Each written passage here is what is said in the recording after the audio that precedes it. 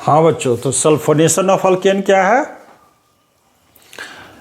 Higher alkane means alkane having at least 6 carbon atom को जब हम ट्रीट करते हैं फ्यूमिंग सल्फ्यूरिक एसिड, जिसको ओलियम भी बोलते हैं, fuming sulphuric acid means SO3 का वेपर उससे निकलते रहता है, राइट। तो फिर क्या होता है? सल्फोनेशन होता है। जब हम अल्केन जिसमें कम से कम 6 कार्बन हो, उसको हम जब हीट करते हैं अराउंड 450-500 डिग्री सेल्सियस पे in the presence of fuming sulphuric acid, तो वो कन्वर्ट हो जाता है किसमें? एल्काइल सल्फोनिक एसिड में। तो एग्जाम्पल लेते हैं हेक्सेन का।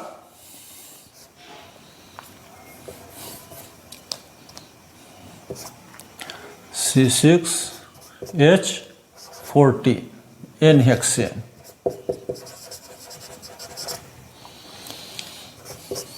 तो जब हम ट्रीट करेंगे H2SO4 से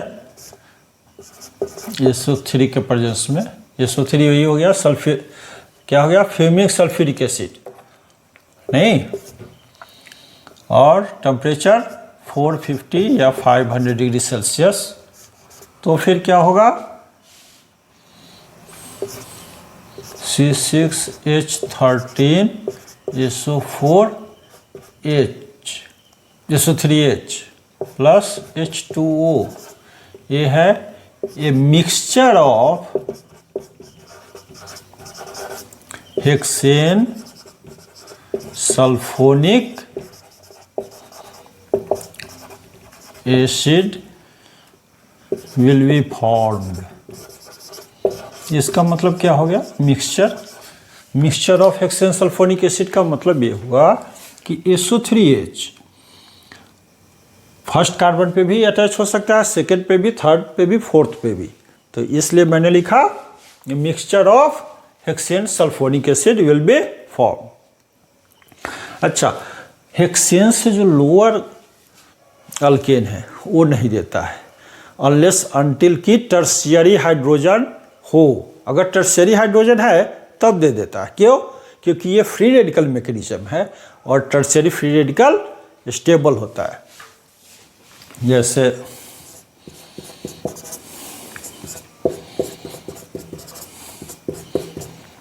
ये क्या है? 2-मिथाइल प्रोपेन और ये है टर्शियरी हाइड्रोजन, तो ये रिएक्शन दे देगा आराम से। H2SO4 SO3 हीट कर दो तो ये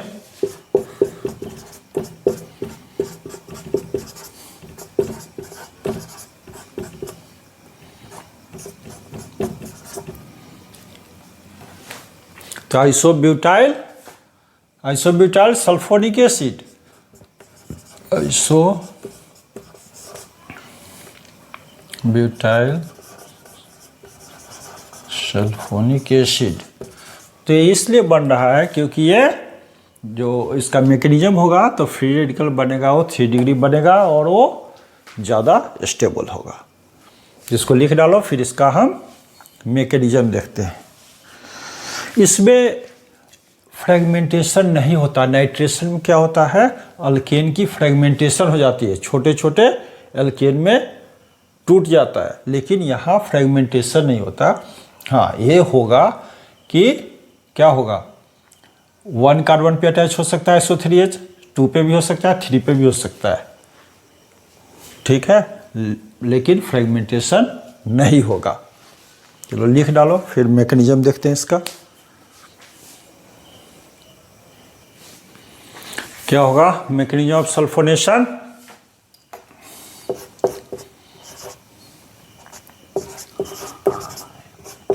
ये सल्फ्यूरिक एसिड हुआ, हीट के प्रेजेंस में इसकी होमोलाइटिक फिशन होगी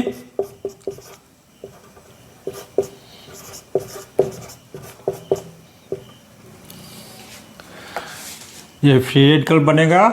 उसके बाद क्या होगा, ये अटैक करेगा किस पे, अल्केन पे,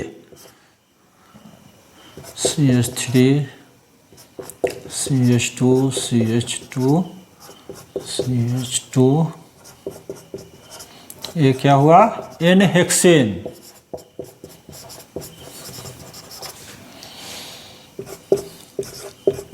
तो ये फ्री रेडिकल, इस फ्री रेडिकल के प्रेजेंस के कारण क्या होगा, किसी एक CH बॉन्ड की होमोलाइटिक फिशन होगी और -H2 हो जाएगा, H2 निकल गया, और क्या बनेगा, जो भी पॉसिबिलिटीज है,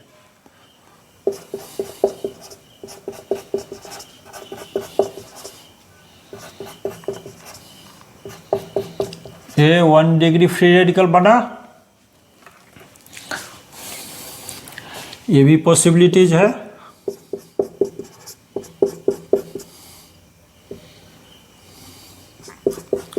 टू डिग्री फ्री रेडिकल बना,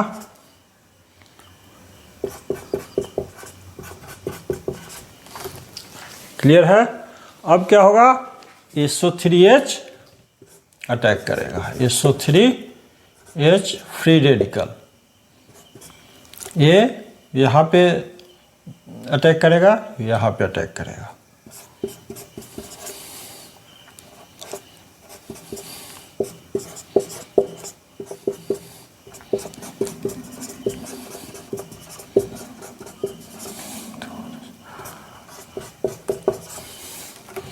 या फिर और क्या प्रोडक्ट बनेगा, जो भी पॉसिबल प्रोडक्ट है सारे के सारे प्रोडक्ट बनेगा।